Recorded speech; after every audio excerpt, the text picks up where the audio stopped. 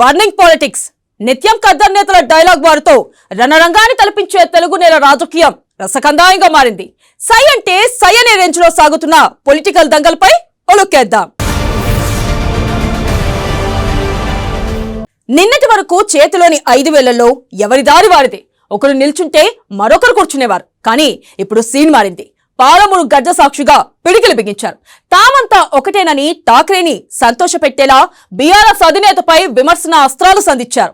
రేవంత్ అయితే ఓ అడుగు ముందుకేసి ఎన్నికలు ఎప్పుడు వచ్చినా ఐఎమ్ రెడీ అని క్యాడర్ లో మరింత ఉత్సాహం నింపారు.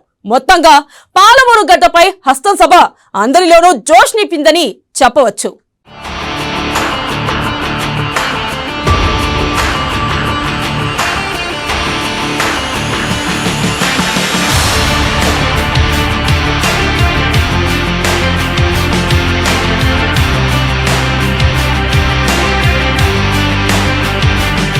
పాలమూరు సభతో కాంగ్రెస్ లో జోష్. అంతా కలిసే ఉంటామని మాటలు. బీఆర్ఎస్ అధినేతపై పోటీకి సై అని ప్రకటన. దళిత గిరిజనులకు కాంగ్రెస్ అండగా ఉందని ప్రకటనలు.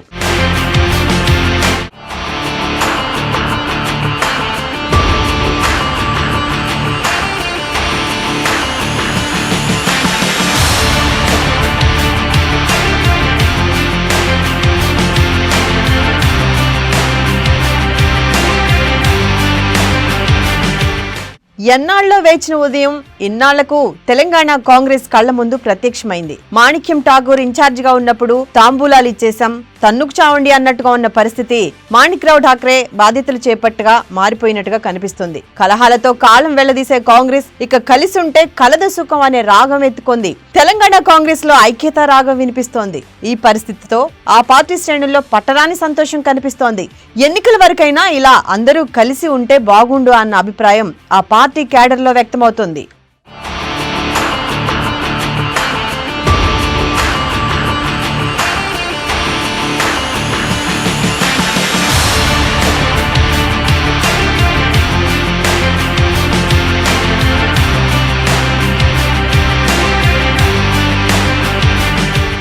నాగర్ కర్నూలు జిల్లా బిజినేపల్లిలో దళిత గిరిజన ఆత్మగౌరవం పేరుతో కాంగ్రెస్ సభ నిర్వహించింది. ఈ సందర్భంగా రేవంత్ రెడ్డి, సీఎల్పీ నేత భట్టి విక్రమార్క, నాగం జనార్దన్ రెడ్డి, చిన్నారెడ్డితో పాటు జిల్లాకు చెందిన సీనియర్లంతా ఒకచోట కనిపించారు. సభకు భారీగా తరలివచ్చిన పార్టీ శ్రేణులు దళిత గిరిజనులను ఉద్దేశించి నేతలు మాట్లాడారు. దళితులు గిరిజనులపై దాడులు చేస్తుంటే ఊరుకునేది లేదని PCC chief Revanth Reddy, CLP నేత భట్టి విక్రమార్క ప్రభుత్వాన్ని హెచ్చరించారు. ఉమ్మడి పాలమూరు జిల్లాలో కట్టిన ప్రాజెక్టులన్నీ కాంగ్రెస్ హయాంలో నిర్మించినవేనని అన్నారు.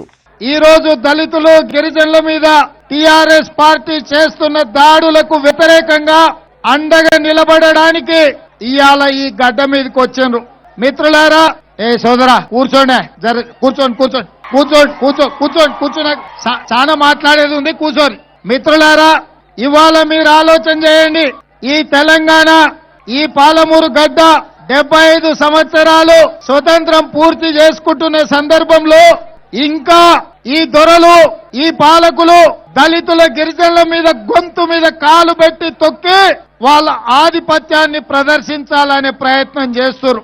ఇవాళ మీరు ఆలోచన చేయండి. ఈ నాగర్ కర్నూలు నియోజకవర్గం నుంచి తెలంగాణ సమాజానికి నేను విజ్ఞప్తి చేస్తున్నా. ఆనాడు నిజాంలను, నవాబులను, రజాకర్లను ఈ ప్రజల మీద, ఈ దళిత గిరిజనుల మీద దాడులు చేస్తుంటే, ఆధిపత్యం చెలాయిస్తుంటే నవాబుల లాగుల్లో తొండలిడిసి కొట్టి దిగంతాలకు తరిమి కొట్టిన చరిత్ర ఈ గడ్డకున్నది. ఈ గడ్డ మీద ఒకనాడు భూస్వాములు దళితుల గిరిజనుల మీద దాడులు చేస్తుంటే ఈ ప్రాంతంలో నక్సల్ బరీ నుంచి వచ్చిన నక్సలిజం ఇక్కడ దొరల ఆధిపత్యాన్ని, ఇక్కడ ఉన్న దాడులను నిలువరించిన చరిత్ర ఈ మహబూబ్ నగర్ జిల్లాకున్నది, ఈ నల్లమల్ల అడవి ప్రాంతానికి ఉన్నది. ఇవాళ మీకందరికీ తెలుసు, ఈ పాలమూరు గడ్డ పేదోళ్ల అడ్డ.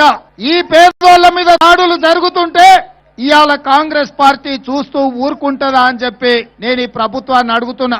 జనసంద్రంగా మారిన దళిత గిరిజన సభ సాక్షిగా కాంగ్రెస్ పార్టీని అధికారంలోకి తీసుకురావటమే తమ లక్ష్యమని రేవంత్ తెలిపారు. అధిష్టానం నిర్ణయించిన వారిని సీఎం గద్దెపై కూర్చోబెట్టే వరకు విశ్రమించనని స్పష్టం చేశారు. దొరలకు బీఆర్ఎస్ ఉందని, పెట్టుబడిదారులకు బీజేపీ ఉందని, దళిత గిరిజనులకు అండగా కాంగ్రెస్ పార్టీ ఉందని హాట్ కామెంట్ చేశారు రేవంత్.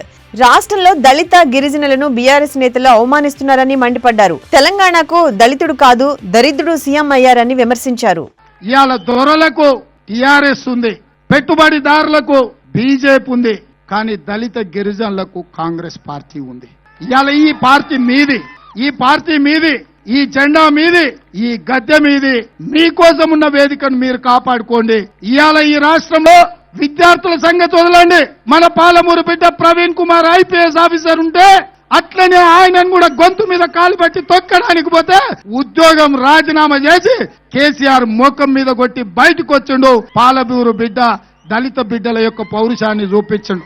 అక్నూరు మురళి అనే ఐఏఎస్ ఆఫీసర్ ఒక దళిత బిడ్డ ఉద్యోగం సరిగ్గా ఇవ్వకపోతే, పేదల సంక్షేమం చేయకపోతే ఐఏఎస్ ఆఫీసర్ కాగితం తీసి కేసీఆర్ ముఖం మీద కొట్టి ఒక ఐఏఎస్ ఆఫీసర్ వచ్చిండు. కృష్ణప్రసాద్ అనే ఐపీఎస్ ఆఫీసర్ మాదిగ బిడ్డ డీజీపీ అయ్యేది ఉంటే ఇయ్యకపోయి అవమానించండు.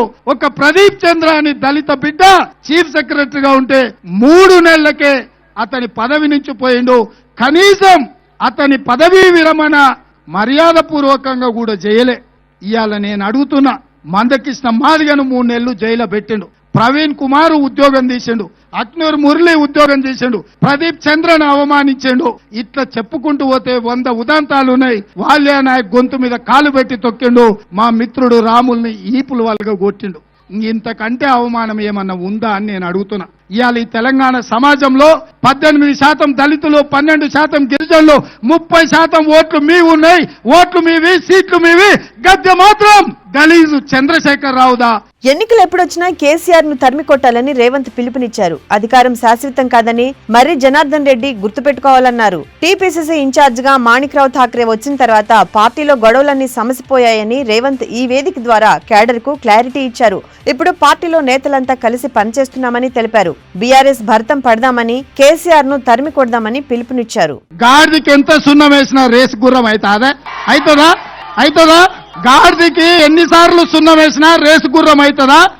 ఎంతమంది తిరిగి జనార్దన్ రెడ్డిలు కలిస్తే ఒక్క నాగం జనార్దన్ రెడ్డి అవుతాడా? ఇవాళ నీ మస్తేంది, నీ బలిపేంది, నీ మాటలేందని నేను ఆయన అడుగుతున్నా. ఆయన సవాలు విసురుతుండు. 100 కోట్లు నేను ట్యాక్స్ కట్టినాను. నీ అదృష్టం ఉండొచ్చు, నువ్వు సంపాదించుండొచ్చు. రేషన్ బియ్యం నీ తల్లిదండ్రులు తిన్నా నువ్వు 100 కోట్లు సంపాదించుండొచ్చు. మాకేం అభ్యంతరం లేదు. కానీ బలిపేందని నేను అడుగుతున్నా. ఏంది బలుపు? ఈ మస్తేంది, ఈ బలిపేంది? ఈ అధికారం ఉంది ఎప్పటికి అనుకుంటున్నావా? ఇంతకంటే పెద్ద పెద్ద అధికారాలు చెలాయించిన వాళ్ళు ఈ రోజు కాదు, మహాభారతంలో కూడా మనకు తెలుసు. శిశుపాలుడు అన్ని బలాలు ఉన్నాయి, కానీ 100 తప్పులు చేసినప్పుడు తెగుతుందని చెప్పారు. 100 గగంగానే సుదర్శన చక్రం వచ్చింది, తెగింది.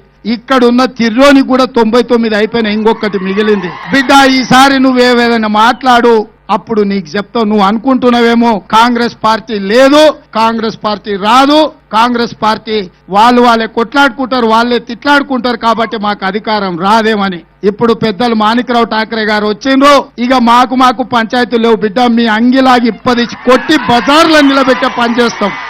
ఇవాళ నువ్వు అనుకుంటున్నావేమో కాంగ్రెస్ లో అంతర్గత కలహాలు ఉన్నాయి, వాళ్ళు కొట్లాడుకుంటారు, మా దగ్గరికి రారని.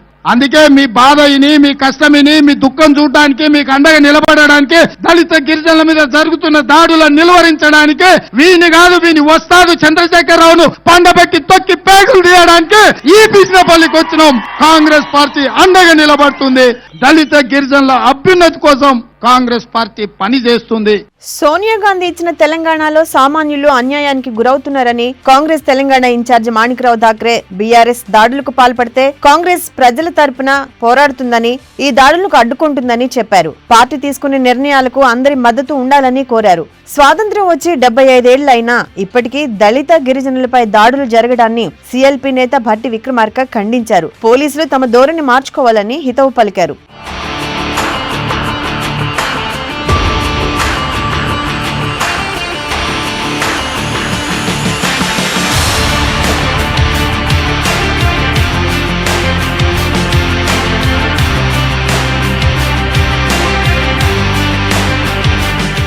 మొత్తంగా దళిత గిరిజన ఆత్మ గౌరవ సభకు మంచి స్పందన రావడంతో పాలమూరు జిల్లా శ్రేణులతో పాటు చాలా కాలం తర్వాత అందరినీ ఒక్కచోట చూసిన పార్టీ కేడర్లో ఉత్సాహం కనిపిస్తోంది. కేసీఆర్ ను కలిసికట్టుగా ఓడించగలనన్న ధైర్యం కాంగ్రెస్ కు వచ్చింది.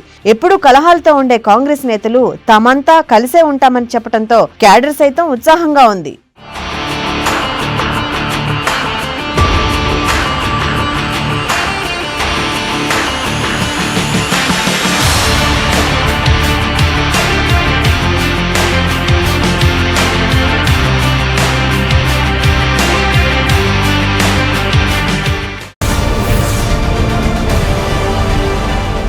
తెలంగాణ ప్రభుత్వంపై సై అంటే సై అన్న షర్మిల ఎందుకిలా సైలెంట్ అయ్యారు? పాదయాత్రలో సర్కార్కి పవర్ పంచులు వదిలిన ఆమె మౌనం వెనుక ఉన్న మతలబు ఏంటి?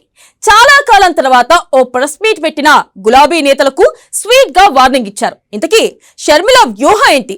ఆమెను అడ్డుకొని కేసీఆర్ తప్పు చేశారు. రెట్టింపు ఉత్సాహంతో మళ్ళీ ఎప్పుడొస్తారు? Let's watch the story.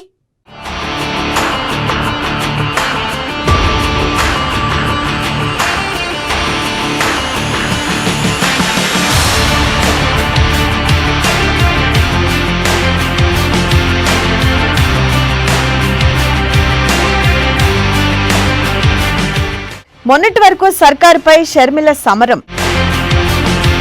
Sudden గా సైలెంట్ అయిన షర్మిల మౌనంపై అందరిలోనూ ఆలోచన. పాదయాత్రతో పార్టీ మైలేజ్ పెంచిన షర్మిల కేసీఆర్ సర్కారుపై మాటలతోనే దాడి. ఇటీవల సాఫ్ట్ గానే బీఆర్ఎస్ పై కామెంట్స్.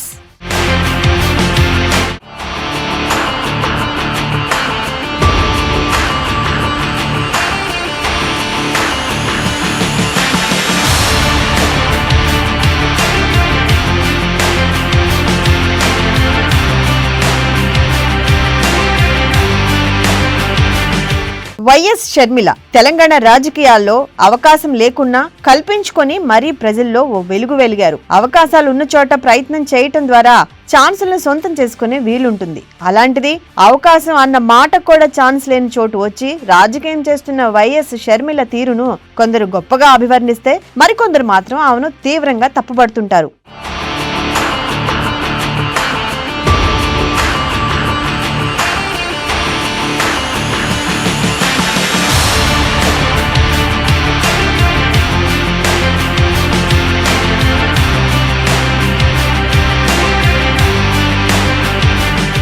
అయితే తన మీద విమర్శలు చేసేవారిని అస్సలు పట్టించుకోకుండా తన పని తాను చేసుకుపోయే అలవాటున్న ఆమె గడిచిన కొంతకాలంగా తన తీరుకు భిన్నంగా వ్యవహరిస్తున్నారన్న మాట వినిపిస్తోంది.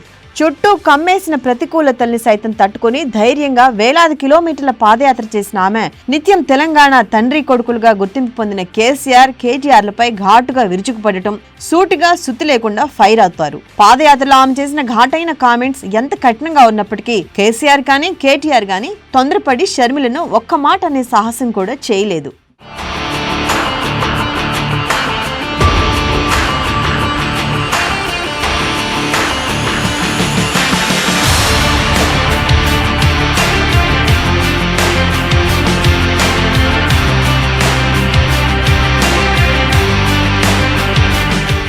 షర్మిల తన పదునైన మాటలతో ప్రభుత్వాన్ని ఇరుకుని పెట్టే పని చేస్తే ఆమె జోరుకు కళ్లెం వేసేందుకు శాంతి భద్రత పేరుతో పాదయాత్రను అడ్డుకున్నారు. ఈ పాదయాత్ర చివరి అంకంలో కేసీఆర్ సర్కారు ఇరుకుని పడేలా ఆమె వ్యవహరించిన తీరు పలువురి మనసులను దోచింది. అన్నిటికీ మించి తనకు తాను కారును డ్రైవ్ చేసుకుంటూ వెళుతున్న వేళ షర్మిలను పోలీసులు అడ్డుకోవటం, కారులో నుంచి దిగాలని చెప్పగా అందుకు ససేమేరా అనటం, దీంతో బోయింగ్ వెహికల్ తో ఆమె కారును లాక్కెళ్లటంపై రాజకీయ విమర్శలు వెల్లువెత్తాయి.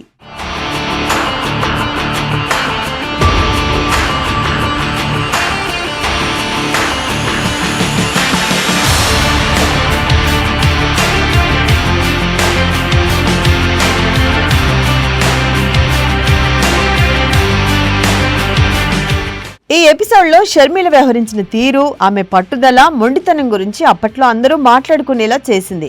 అయితే ఆ ఎపిసోడ్ అనంతరం ఆమె చేసే పాదయాత్రను తాత్కాలికంగా నిలిపివేశారు. త్వరలో మరోసారి ప్రజల మధ్యకి వెళ్లేలా షర్మిల తన వ్యూహాన్ని సిద్ధం చేసుకుంటున్నారు. ఇదంతా బాగానే ఉన్నా ఇటీవల కాలంలో షర్మిల జోరు తగ్గినట్టుగా వాదన వినిపిస్తోంది. అయితే ఇప్పుడున్న పరిస్థితుల్లో హడావిడి చేయకపోవటం ఏంటన్న మాట వినిపిస్తోంది.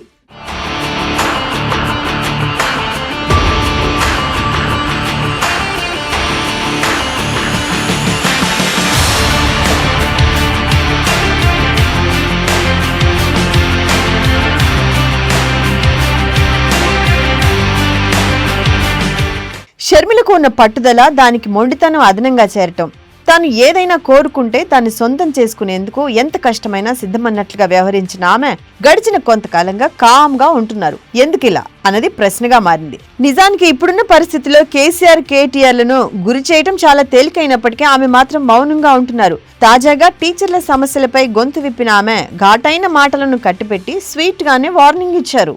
ఎవరైనా ఒకేలాగే చూస్తారండి. అసలు కేసీఆర్ గారు రాజ్యాంగం మీద ప్రమాణం చేసి ముఖ్యమంత్రి కాలేదా? గవర్నర్ గారు ప్రమాణం చేపిస్తే కదా ముఖ్యమంత్రి అయ్యారు కేసీఆర్ గారు. మరి కేసీఆర్ గారికి రాజ్యాంగం మీద ఈ రోజు గౌరవం ఉందా? గవర్నర్ అంటే గౌరవం ఉందా? అసలు కేసీఆర్ గారి నాలుకకు నీతి ఉందా? ఎప్పుడు ఏది కావాలంటే అది మాట్లాడతాడే. ఆడవాళ్ళంటే అసలు గౌరవం ఉందా? గవర్నర్ అనే ఆవిడ ఆ పొజిషన్, కనీసం ఆ పొజిషన్ కన్నా గౌరవం ఉందా? లేదా జెండర్ కన్నా గౌరవం ఉందా? మహిళనన్న గౌరవం ఉందా? ఆమెకు గౌరవం ఇవ్వడు, మిగతా మహిళలకు గౌరవం ఇవ్వడు. ఆడవాళ్ళమైనా సరే బండిలో ఉండంగానే టో చేశాడంటే ఇంతకంటే దుర్మార్గం ఎక్కడనుందా? ఈ రోజు వరకు కూడా టీచర్లు, ఆడవాళ్ళు బిడ్డలు వేసుకొని రోడ్ల మీద పడి స్పౌజల్ ట్రాన్స్ఫర్ గురించి కొట్లాడుతున్నారే టీచర్లు. వాళ్ళ ఆడవాళ్ళు మనుషులు గారా? మీ దృష్టిలో ఏమనుకుంటున్నారు? కోడి భూములకు కోసం కొట్లాడితే అసలు జుట్లు పట్టుకొని అసలు వ్యాన్లలో ఎక్కించారే. అసలు ఇది మానవత్వం ఉన్న ప్రభుత్వమా? ఇది సైకోయిజం కాదా? ఇది సేడిజం కాదా? ఇది రాక్షసత్వం కాదా? ఖమ్మంలోనే ఎందుకు సభ పెట్టాడు? బీఆర్ఎస్ పార్టీ పెట్టినాక మొదటి సభ ఖమ్మంలోనే ఎందుకు పెట్టాడు? ఎందుకంటే కేసీఆర్ ఫియర్ షర్మిల. కేసీఆర్ షర్మిల అంటే భయం కాబట్టి షర్మిల పాదయాత్ర ఆపాలనుకున్నాడు కేసీఆర్. ఇప్పుడు కేసీఆర్ గారు షర్మిల పాలేరులో పోటీ చేస్తుంది అన్న కన్ఫర్మేషన్ వచ్చేసరికి ఇక ఖమ్మం మొత్తం పోయినట్టే అని అర్థమైంది కాబట్టి కేసీఆర్ గారుకి ఈ భయం పుట్టింది. ఒక పాలేరే కాదు, మొత్తం ఖమ్మం జిల్లా, మొత్తం నల్గొండ జిల్లా కూడా షర్మిలారెడ్డి ప్రభావం ఉండబోతుంది అని. అందుకే కదా ఈ రోజు కేసీఆర్ గారు ఖమ్మంలో సభ పెట్టాడు. అసలు ఖమ్మంలో అడుగు పెట్టే అర్హత కేసీఆర్ గారికి ఉందా? ఏం చేశాడు కేసీఆర్ గారు ఖమ్మం కోసం? మొత్తంగా షర్మిల వ్యూహాత్మకంగానే మౌనంగా ఉంటున్నారా, లేదంటే సరైన టైం కోసం ఎదురు చూస్తూ వెయిట్ చేస్తున్నారా అన్నది ఇప్పుడు ప్రశ్నగా మారింది. మరి షర్మిలకు మైక్ పట్టి సర్కార్ని మళ్ళీ ఎప్పుడు నిలదీస్తుందో అని వేచి చూడాలి.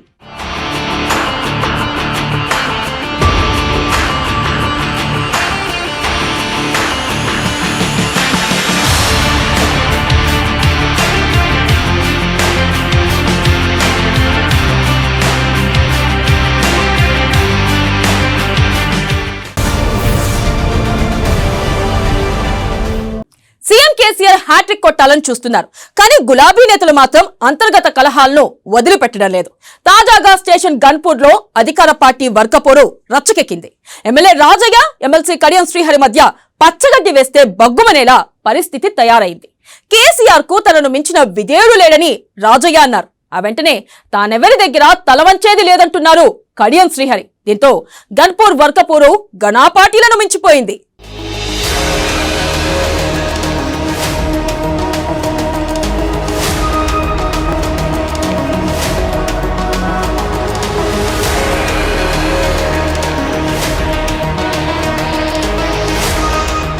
గన్పూర్ గులాబీ పార్టీలో డైలాగ్ వార్.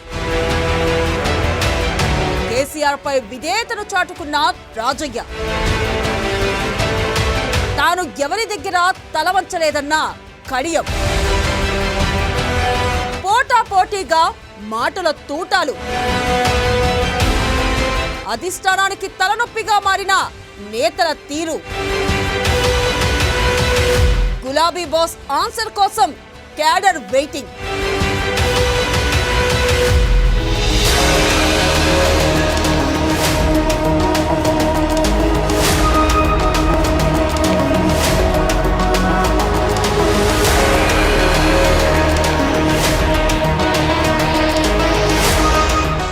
వరంగల్ జిల్లా స్టేషన్ గన్పూర్ కారు పార్టీలో ఎప్పుడూ సీట్ ఫైట్ హాట్ గానే ఉంటుంది. బీఆర్ఎస్ పార్టీకి చెందిన ఆ ఇద్దరు నాయకుల మధ్య వర్గపోరు కొనసాగుతూనే ఉంది. ఆధిపత్యం చాటుకునేందుకు ఒకరికి మించి ఒకరు హాట్ చేసుకుంటున్నారు. వచ్చే ఎన్నికల్లో స్టేషన్ గన్పూర్ బీఆర్ఎస్ టికెట్ కోసం తీవ్రంగానే శ్రమిస్తున్న ఆ ఇద్దరు నేతలు మాటల సమరంలో ఎక్కడా తగ్గడం లేదు. బీఆర్ఎస్ ఎమ్మెల్సీ కడియం శ్రీహరి, ప్రస్తుత బీఆర్ఎస్ ఎమ్మెల్యే తాటికొండ రాజయ్య ఎక్కడికి వెళ్ళినా ఒకరిపై ఒకరు పరస్పర విమర్శలు గుప్పించుకుంటున్నారు.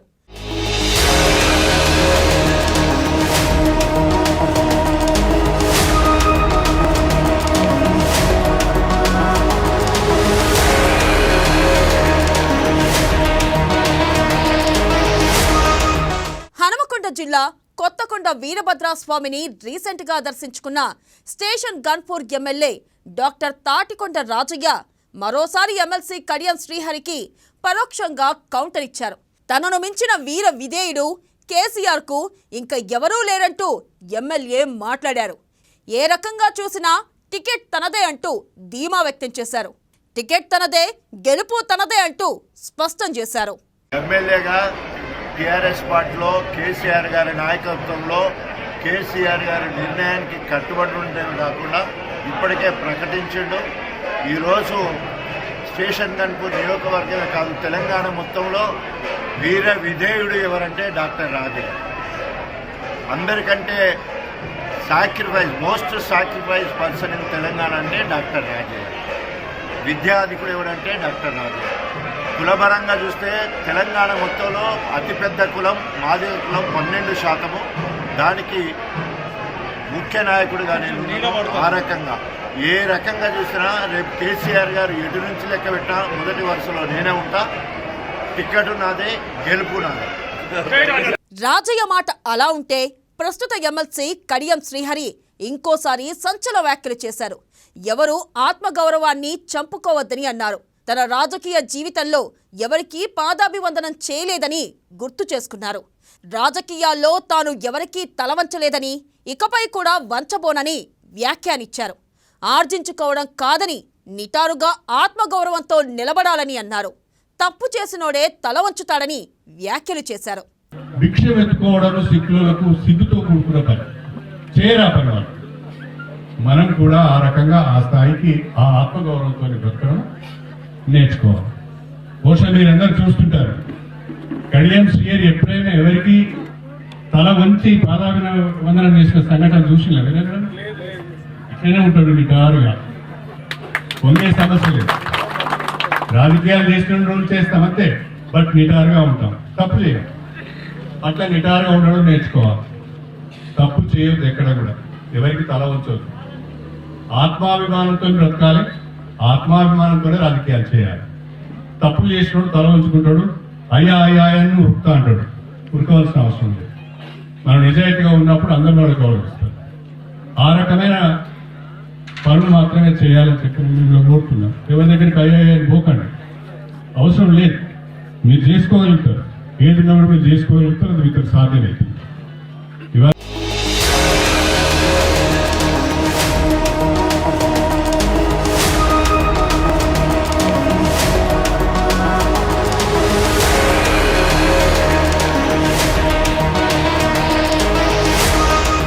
అయితే వరంగల్ జిల్లా రాజకీయాల్లో కడియం శ్రీహరి చేసిన కామెంట్స్ చర్చనీయాంశంగా మారాయి. అయితే ఈ వ్యాఖ్యలు ఎవరిని ఉద్దేశించి చేశారనే దానిపై రాజకీయ వర్గాల్లో ఆసక్తికర చర్చ సాగుతుంది. పరోక్షంగా స్టేషన్ గన్పూర్ ఎమ్మెల్యే రాజయ్యపై వ్యాఖ్యలు చేశారని గతంలో జరిగిన రాజకీయ పరిణామాలను బట్టి అర్థం అవుతుంది. స్టేషన్ గన్పూర్ అధికార పార్టీ నేతల అంతర్గత పోరు టీఆర్ఎస్ నాయకత్వానికి తలనొప్పిగా మారింది. ఇద్దరూ ఒకే సామాజిక వర్గానికి చెందిన నేతలు కావడంతో అధిష్టానం ఎలా స్పందిస్తుందా అని కారు పార్టీ నేతల్లో జోరుగా చర్చ నడుస్తుంది.